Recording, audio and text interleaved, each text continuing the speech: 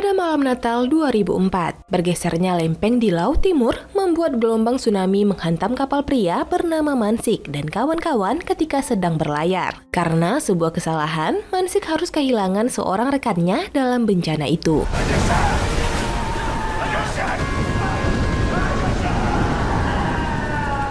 Helikopter datang membawa orang yang bisa diselamatkan. Ahli geologi, yaitu Profesor Kim, sebenarnya sudah mewanti-wanti akan bencana itu. Tsunami yang menelan banyak korban jiwa itu juga berefek ke Indonesia. 5 tahun kemudian, terlihat pemandangan ramainya pengunjung pantai di distrik Hunde. Yap, pantai Hunde memang cukup populer. Mansik adalah penduduk asli Hunde. Semenjak ditinggal istrinya, ia kini merawat putranya bernama Ijat seorang diri. Adik laki-lakinya bernama Dimas, bekerja sebagai penjaga pantai. Anak almarhum rekannya bernama Yonhee dimarahi ibu Mansik karena berjualan ikan di depan warungnya. Teman Dongchun mencoba menengahi perkelahian, tapi ia malah terpinggirkan. Mansik datang untuk membela Yonhee. 엄마, 그게 아니고요.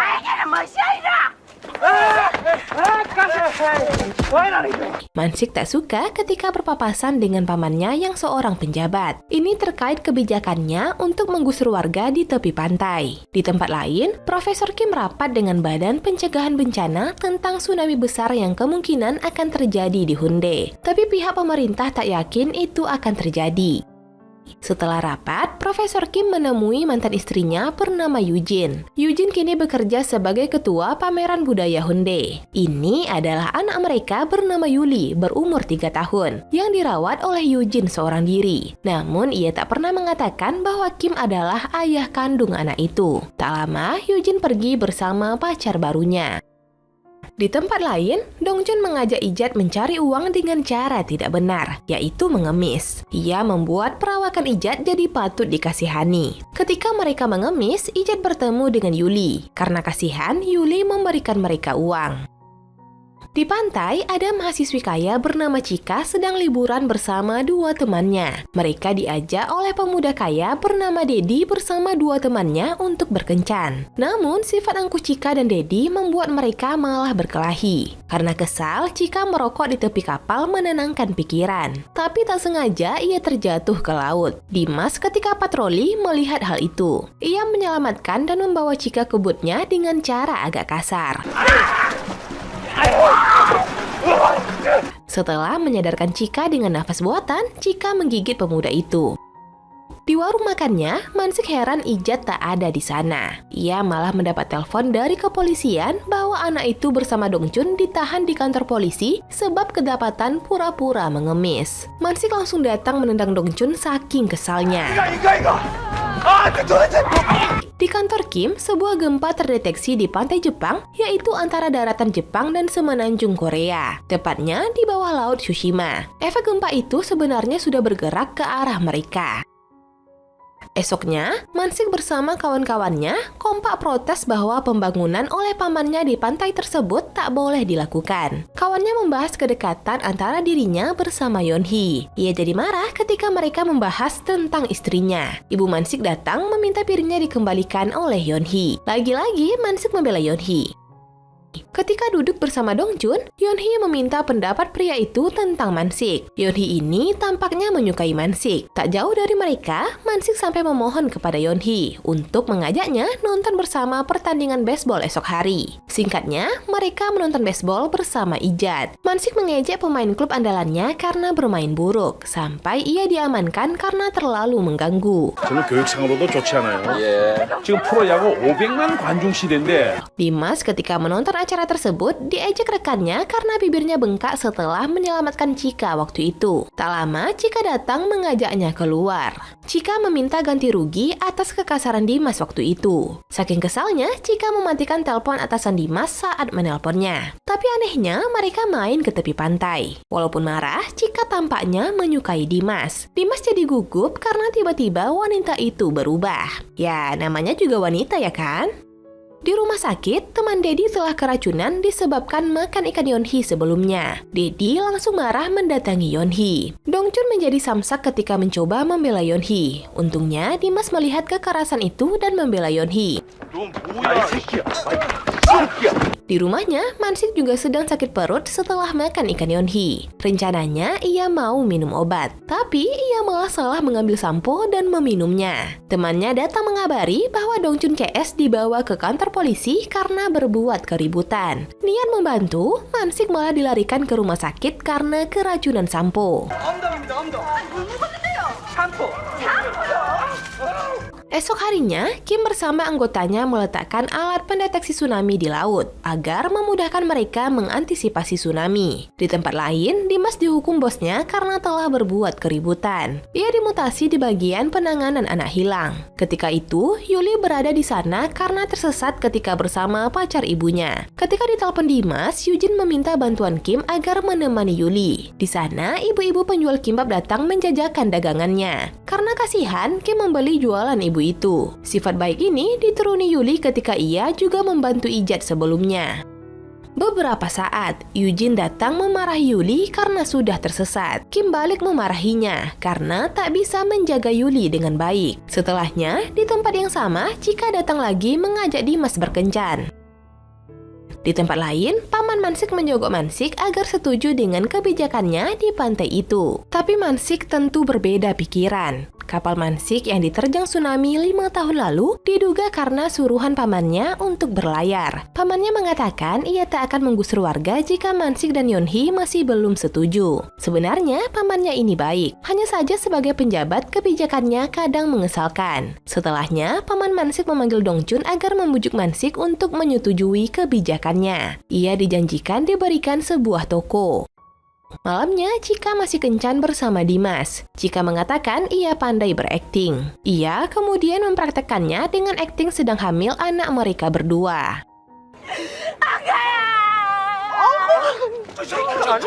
Ketika mereka berjalan-jalan, Chika meminta mereka bertukar jambak pasangan bucin. Tapi Dimas menolaknya. Saat itu, Chika menciumnya. Teman-teman Chika melihat mereka dari kejauhan dan tak menyangka dengan standar pacar Chika yang rendah. Di tempat lain, Mansik menggoda Yeonhee. Mereka memang saling menyukai. Tapi Mansik tak pernah mengungkapkan perasaannya karena suatu hal. Padahal saat itu, Yeonhee mengungkapkan bagaimana dirinya menyukai Mansik sejak remaja. Yeonhee mengajaknya ke makam ayahnya esok hari. Mansik kemudian mengingat bagaimana ayah Yeonhee sebelum meninggal. Faktanya, waktu itu kesalahan Mansiklah penyebab ayah Yeonhee jadi almarhum. Ini alasan dirinya tidak mendekati Yeonhee karena merasa bersalah kepada ayah Yeonhee.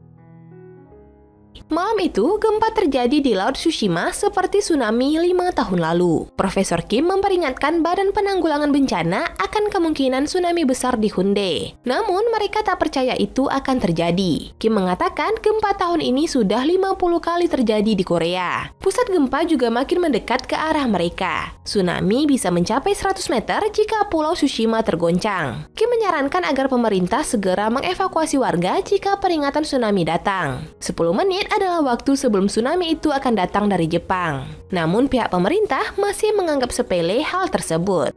Di tempat lain, Yeonhee datang ke makam ayahnya bersama Mansik. Di sana, ia mengungkapkan perasaannya kepada Mansik. Ia kesal karena Mansik tak kunjung peka dengannya. Mendengar itu, Mansik menangis mengenang ayah Yeonhee.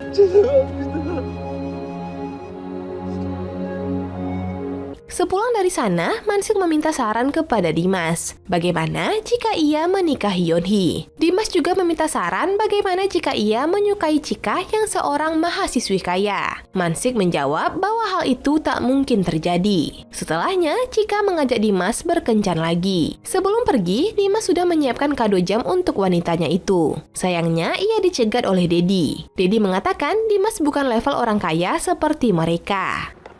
네 수준 딱 알만하다 임마.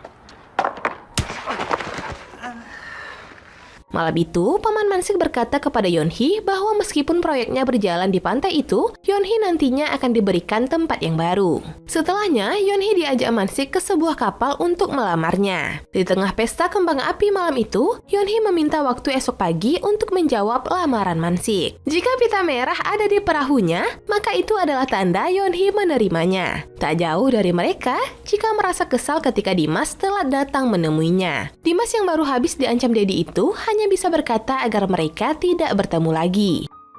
Di tempat lain, ibu Dongchun menyuruhnya melamar kerja di sebuah perusahaan kecil. Meskipun pengangguran, Dongchun tak menerima saran ibunya tersebut dengan alasan tak punya sepatu. Ia tetap menolak meskipun ibunya ingin membelikannya. Dongchun lalu datang ke warung Yeonhee. Di sana, Yeonhee curhat bahwa Mansik telah melamarnya. Dongchun tak setuju. Ia menceritakan bahwa dulunya ayah Yeonhee meninggal karena kesalahan Mansik. Di tempat lain, Profesor Kim mendeteksi adanya angin topan. Bahkan, gempa kini terjadi di bawah laut mereka akibat efek gempa di Jepang dengan kekuatan 6,5 skala Richter. Esoknya, Dongchun menyindir Mansik soal Yeonhee telah menolaknya. Yap, semua adalah ulah Dongchun. Mansik sangat murka padanya. Tak lama, banyak burung berterbangan di sana, tanda sebuah bencana akan air laut tidak sedang baik-baik saja. Yeonhee sendiri kini diliputi rasa kecewanya pada Mansik. Setelah menggalau, Yeonhee mendatangi paman Mansik, menyuruhnya berpikir ulang tentang proyeknya. Yeonhee kini berencana keluar dari Hyundai untuk melupakan Mansik. Dua orang yang saling mencintai itu kini harus berjarak karena sebuah kesalahan di masa lalu. Di tempat lain, Kim memperingatkan Badan Penanggulangan Bencana untuk segera mengevakuasi warga. Tapi mereka menolak hanya karena ada pameran besar di Hyundai. Profesor Kim lantas bersikeras menjelaskan kemungkinan itu. Sebagai ketua pameran budaya, Yujin juga tak setuju dengan evakuasi itu. Apalagi, ia disuruh Kim untuk mengamankan Yuli ke kota Seoul. Di tempat lain, karena ingin membantu anaknya, ibu Dongchun pergi ke toko untuk membelikan anaknya sepatu. Di sisi lain, neneknya mengajak Ijat ke pemandian air panas naik taksi. Tapi, kekhawatiran Profesor Kim tentang tsunami akhirnya terjadi. Kini gempa telah menghancurkan Pulau Tsushima, Jepang. Menyadari hal itu, Kim meminta pemerintah mengevakuasi warga secepatnya. Karena juga mendapat konfirmasi dari Jepang, pemerintah akhirnya mengeluarkan peringatan tsunami. Seluruh warga berusaha dievakuasi sebelum tsunami datang dalam waktu 10 menit. Sementara itu, gelombang tinggi telah datang dari laut timur Hyundai. Di laut itu, Dedi malah mengajak Chika berlayar dengan kapalnya. Sungguh momen yang tidak tepat.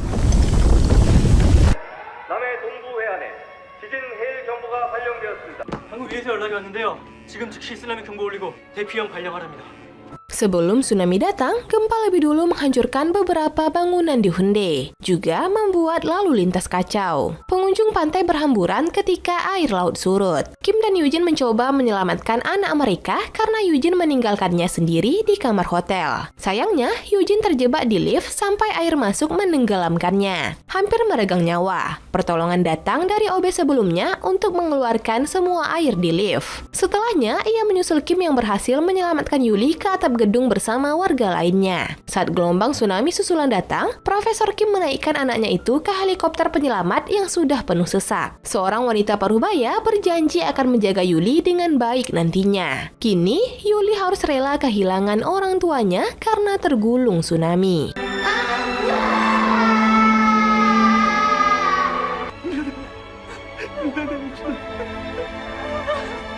Pacar Yujin bertemu dengan Dongchun ketika lalu lintas macet di jembatan. Dongchun juga bertemu dengan Ijat bersama neneknya. Setelah dihantam tsunami, Dongchun kehilangan mereka semua. Kapal tangkar raksasa tersangkut di jembatan tersebut menjatuhkan kontainernya.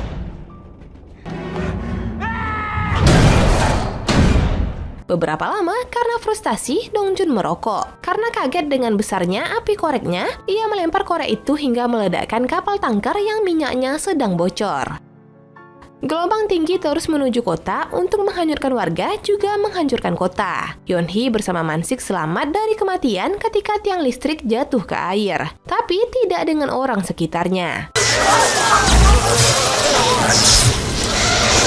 Mansik terjatuh dan hampir hanyut. Untung tangan pamannya menyelamatkannya. Tapi tak lama, sebuah papan reklame menabrak pamannya hingga hanyut. Di laut, Dimas bersama kawan-kawan mencoba menyelamatkan Dedi bersama Chika dengan helikopter. Dimas turun untuk menyelamatkan mereka. Awalnya, Dimas menyelamatkan Chika lebih dahulu. Lalu, ketika Dimas diangkat bersama Dedi, tali penarik mereka hampir putus karena hanya sanggup mengangkat satu orang. Dimas menitipkan jamnya kepada Dedi untuk diberikan kepada Chika. Sebagai tim penyelamat, kini ia harus mengorbankan nyawanya untuk menyelamatkan Dedi.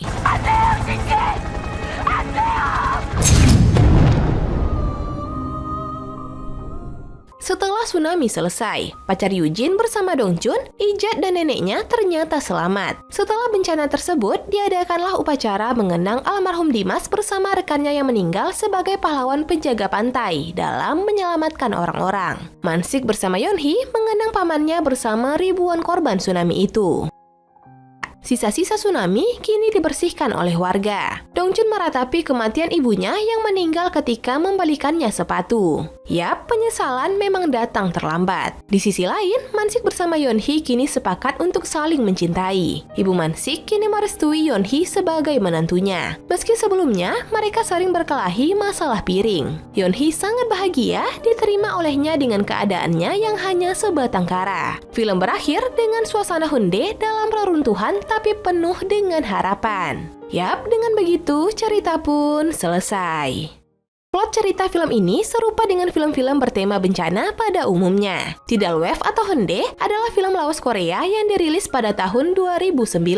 Film ini menjadi film bencana alam pertama oleh industri perfilman Korea. Pernah menggarap Crazy First Love, kali ini film sutradara Yoon Jae-kyun mendapat penghargaan sutradara terbaik pada penghargaan Grand Bal Korea Selatan 2009. Tidal Wave dibintangi oleh Seo Kyung-gu, Ha Ji-won, Park Jung-hoon, dan Um Jung-hwa. Film ini menjadi salah satu film terlaris pada saat itu, bahkan mampu melewati angka 10 juta penonton. Film ini termasuk film yang seru di trailer, tapi eksekusi ceritanya bisa dibilang bertele-tele. Seandainya film ini mengurangi narasi cerita para tokoh utamanya dan lebih banyak memberikan fokus pada bencana tsunami, pasti akan jauh lebih seru. Sebagai bintang utama dan pernah main di film 100 Days with Mr. Arrogant, peran Ha Ji-won tak pernah mengecewakan. Ia memenangi penghargaan aktris terbaik pada Festival Film Universitas Korea 2009.